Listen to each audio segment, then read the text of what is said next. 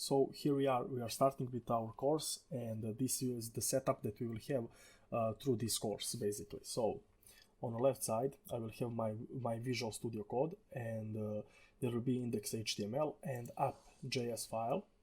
In index.html I imported my app.js here, and on the right side we have the console open on our HTML file, and we will console log each of these changes and follow up with that. So you will learn through live experience.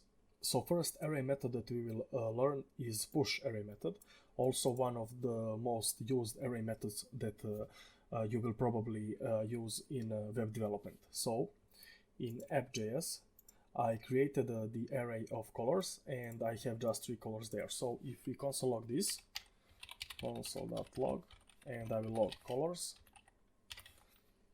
and I will refresh the page. Yes, we can see our 3 colors that we have inside. So what will we get with this push method? Basically it will give us the option to add one more item into our array. So I will use my colors here, colors, and on that we have this push obviously as a first method. So if I wish to add one more color into my array, I will, for example, add orange. And when we left this console log down there just to log again, we will now have 4 of the colors. You see that we have first 3, like these 3, and the 4th one is orange.